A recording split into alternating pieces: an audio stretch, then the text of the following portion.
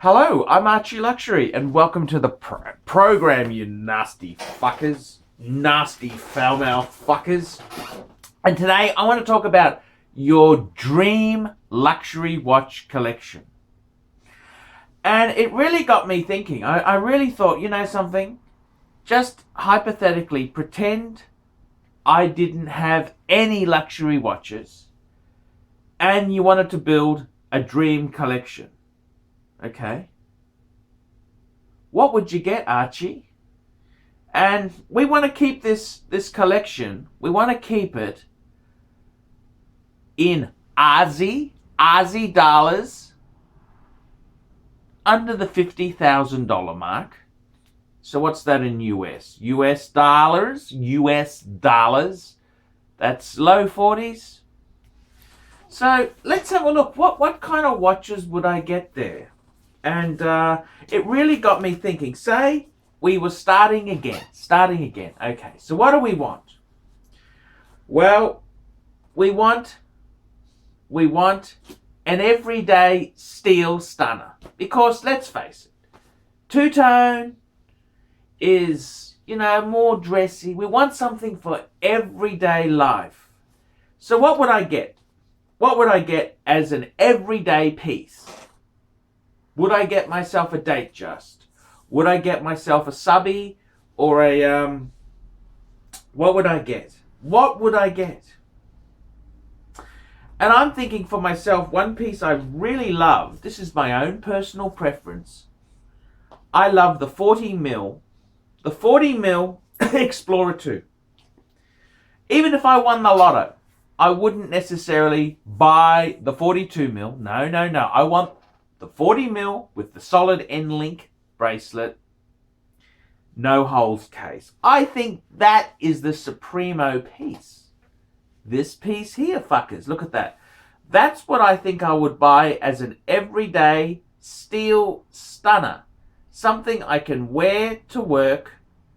I can wear, anywhere. You don't have to be ashamed of wearing a white dial Explorer 2. For me, that's always been the steel stunner in the Rolex range.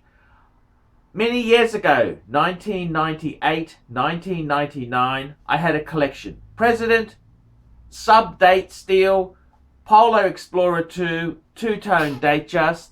The last piece to go, the one I really loved, was the Explorer 2. Sports watch with a white dial, and it's a 2 time zone thing, so it's cool. And I love the fixed metal bezel. I think that just gives it a layer of class. So for me, the everyday steel stunner would be a Rolex Explorer 2. That's my everyday watch. Okay, so that's piece number 1. Okay, fuckers. Piece number 2.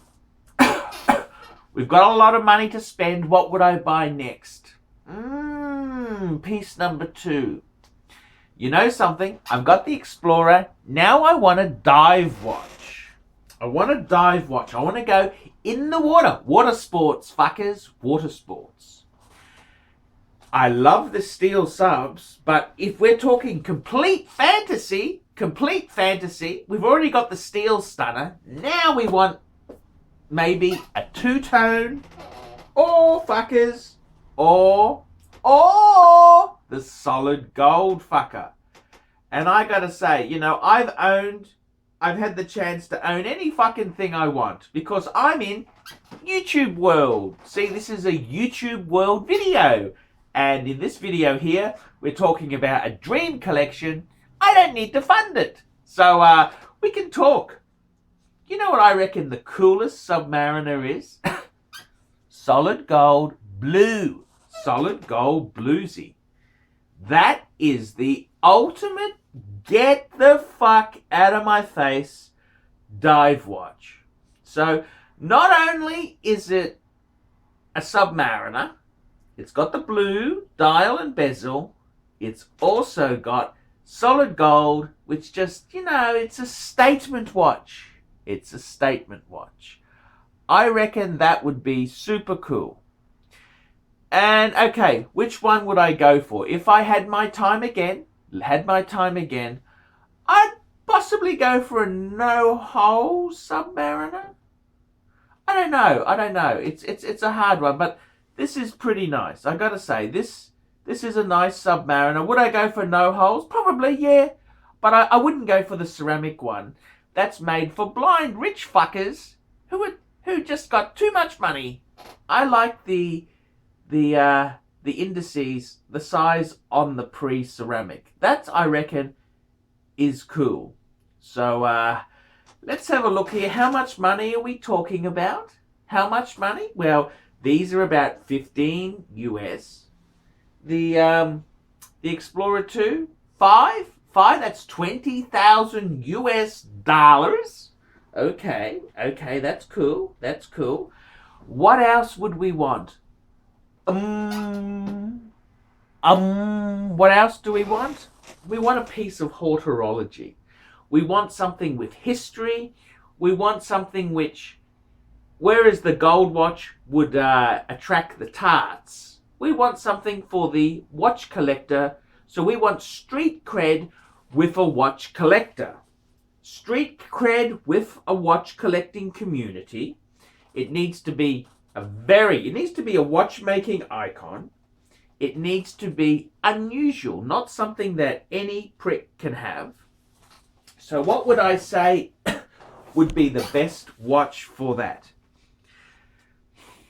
Needs to be a piece of horology. Needs to be respected. Okay. There's only one piece. That comes to mind, and that is the JaegerLeCoultre Reverso Grand. Now, it doesn't matter which model. I've got the Grand date, which I love because it's got the date indice, sub-seconds, and the power reserve. It just needs to be